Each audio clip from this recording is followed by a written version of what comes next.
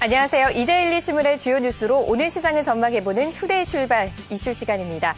어제 LG디스플레이의 OLED 관련 투자 소식과 전해드리면서 저희가 아바코가 눈에 띈다라는 말씀 전해드렸는데 어제장에서 1.8% 거의 2% 가까이 올라가더라고요. 눈에 띄는 모습이었습니다. 그렇다면 오늘은 어떤 뉴스에 어떤 종목을 봐야 될까요? 저희와 함께 하시죠. 첫 번째 소식입니다. 일본 정부가 농업을 강화해 경제 성장을 도모하겠다는 방침을 밝혔습니다.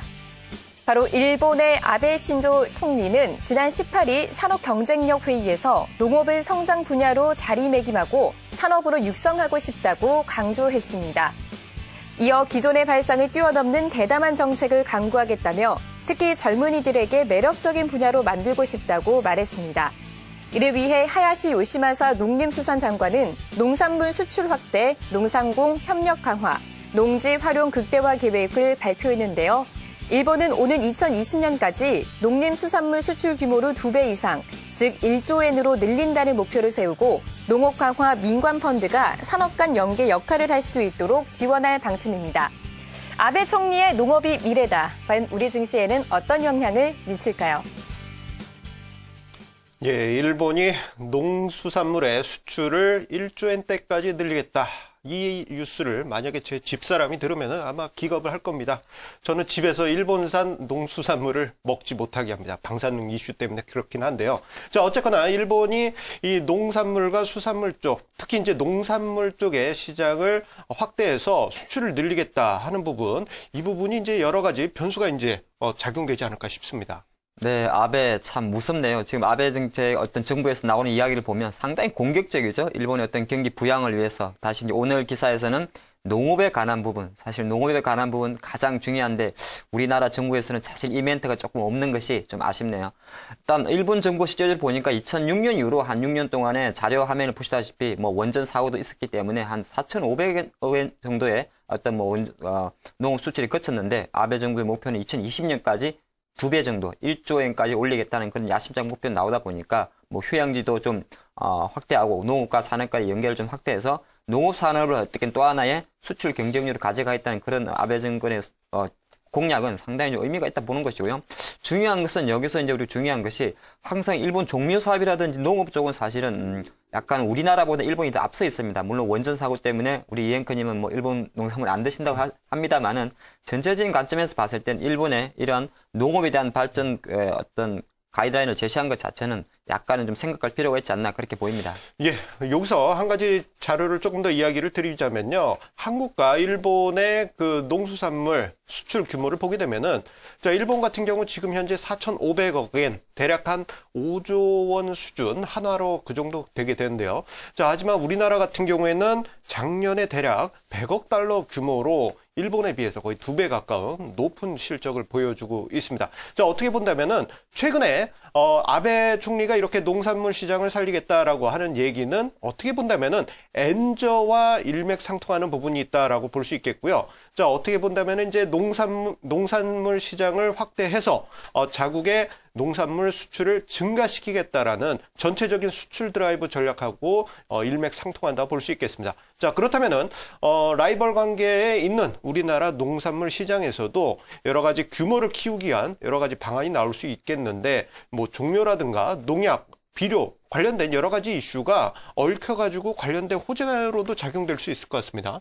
네, 그렇습니다. 잠깐 제가 좀 생활에 와닿는 이야기를 잠깐 드리면 우리 겨울철에 많이 드시는 딸기 있죠. 딸기 대부분이 사실 일본 품종입니다. 일본 품종인데 지금 현재 수준 같은 경우는 로얄티 지급 없이 오히려 딸기를 일본으로 수출하고 있습니다. 그래서 지금 한국과 일본의 딸기 농가분들은 사실 요것 때문에 조금 민감한 사항이긴 한데 그만큼 우리나라 약간 고품종 농업 상품 중에서 고품종 제품들은 대부분이 아직까지는 라이센스가 외국에 있는 것이 많습니다. 그래서 국가적인 차원에서도 우리나라 에그플레이션 관련해서 종묘 산업 발전에 대한 어떤 육성 의지는 계속적으로 나올 것이다. 그렇게 보는 것이고요. 그런 관점에서 봤을 때는 종목으로 바로 말씀드리면은 종묘 산업 그러면은 바로 농우바이오라는 종목이 있죠. 농우바이오 같은 종목은 실적도 되기 때문에 좀 관심 가지시고요.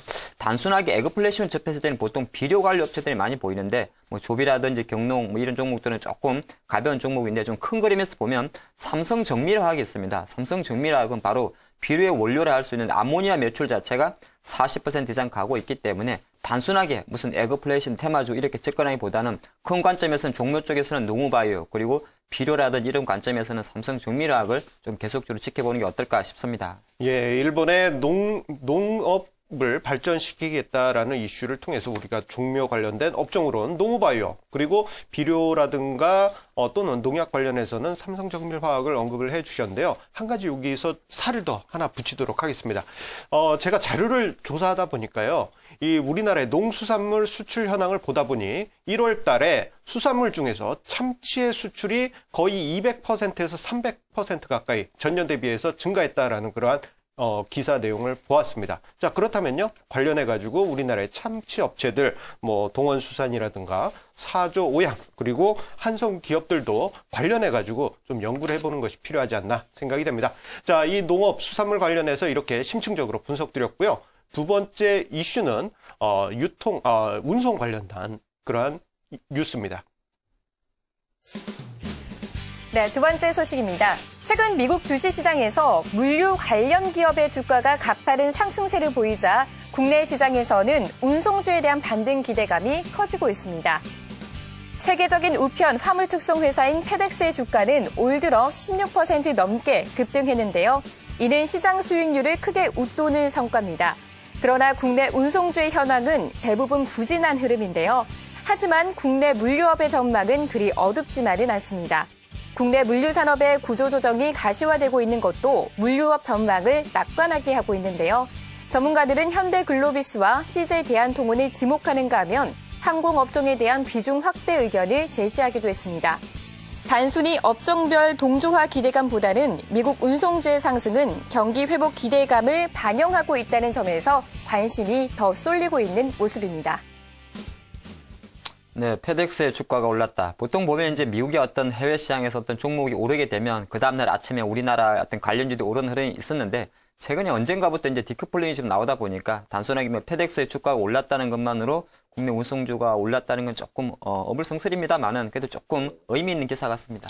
예, 운송주 특히 이제 미국의 운송, 철도 관련한 그러한 뉴스 같은 경우에는 민감하게 작용하는 경우가 왕왕 있습니다. 해당 종목, 국내 해당 종목에는 직접적인 영향을 미치진 않지만 거시경제 측면에서 중요한 이슈로 부각되는 경우가 왕왕 있는데요.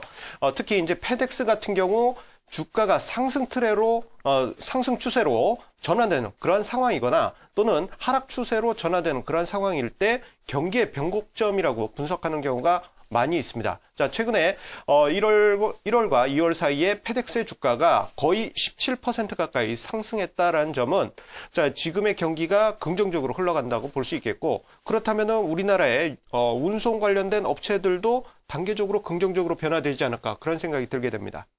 네, 말씀하신 대로 어떤 미국의 물류 기업의 주가가 상승했다는 것은 그만큼 미국의 경기 회복 시그널이 가는 것이라 볼 수 있을 것 같고요.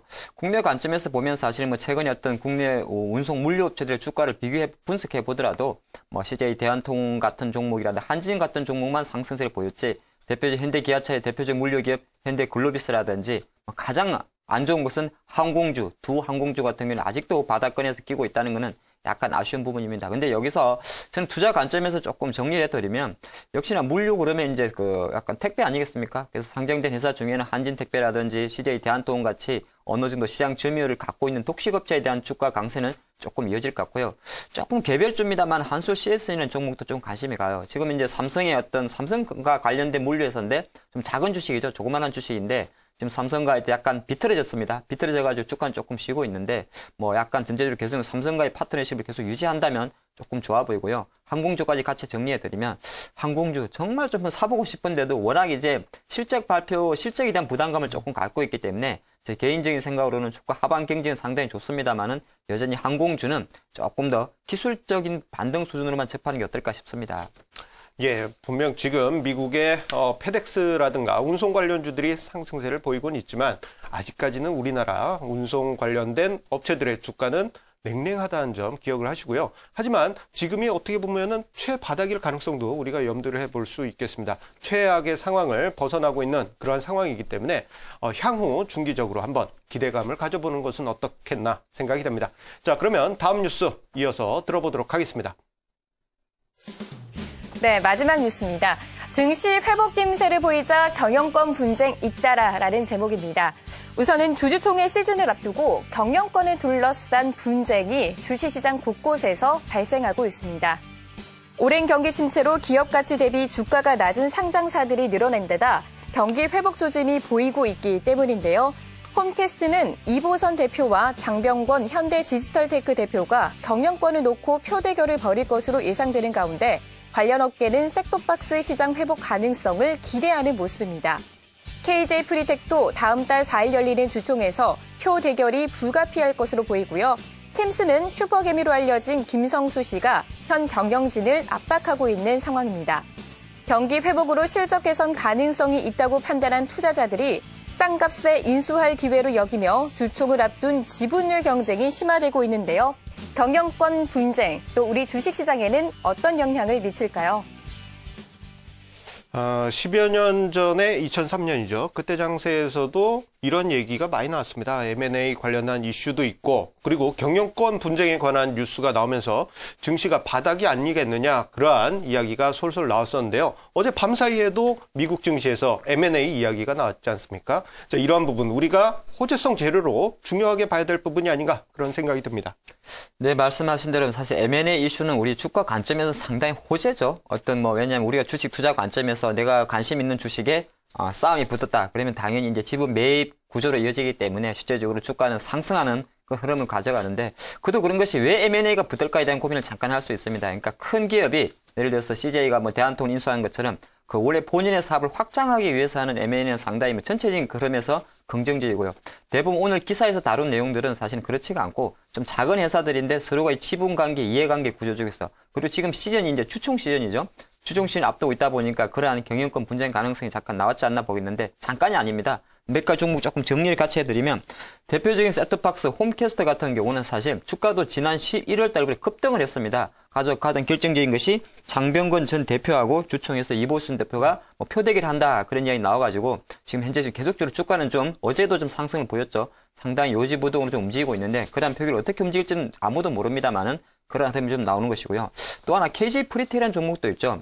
이 KJ 프리텍은 좀 재미난 주식이에요. 원래 이 회사가 실제적으로 비엘류 업체죠. 비엘류 업체인데 2011년도 7월 달에 예전 삼성전자 전 부회장인 이기태 씨가 한 23% 지분을 인수하면서 사실은 조금 화두가 됐던 종목인데 지금은 다시 그 대표하고 현재 대표하고 이기태 씨하고 지분 경쟁이 붙었단 말이죠. 그러다 보니까 주가도 참 엎치락뒤치락 어떻게 될지 모르겠는데 전반적 흐름에서 봤을 때 조금 이제 몇 개 종목들 말씀드렸습니다만은 M&A 이슈가 붙었다는 것은 항상 주총 시즌을 앞두고 나서 어느 정도 회사에 대한 어떤 경영권을 잡기 위한 걔들의 암투는 시작됐다. 투자 관점에서는 일단은 재미있는 내용이죠.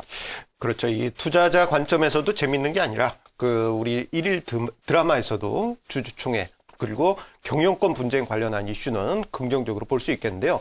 자, 그런데 이들 종목들의 공통점을 제가 찾아보다 보니까요. 이들 종목이 주가가 급등하기 전에 주가 레벨 수준이 PBR이라는 자산 가치 대비한 주가 수준으로 봤을 때 0.5배 내지 1배가 안 되는 그런 상황이었습니다. 즉 청산 가치보다도 주가가 못 미쳤던 그러한 종목이란 말이죠. 자, 그렇다면 우리가 향후에 이러한 일들, 경영권 분쟁이 있을 종목들이 많다는 점을 감안해 본다면은 청산 가치에 미치지 못하는 저 PBR 종목에 관심을 가진다면은 생각보다 높은 수익률을 거둘 수 있지 않을까 그렇게 정리해 볼 수 있겠습니다.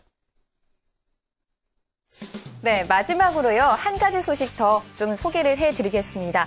만여 명이 참가한 주식 투자 대회에서 70대 할머니가 1위를 차지해서 화제입니다. 특히 이 할머니는 스마트폰을 이용해 주식을 거래하는 모바일 리그에서 1위를 차지해서 놀라움이 더해지고 있는데요. 이 할머니가 말하는 투자 10계명을 살펴보니까요. 동시호가가 높은 종목에 관심을 둬라, 매수가보다 내리면 팔아라, 10% 수익이 나면 그날에 접어라, 조급함을 버려라처럼 우리가 흔히 알고 있는 사실들이었습니다. 주식에 투자하려면 우선은 기다릴 줄 알아야 한다는 할머니의 조언 다시 한번 되새겨봐야겠습니다. 계속해서 주식시장 중개석과 함께 하시면서 오늘도 성공 투자하세요. 지금까지 김민주였습니다.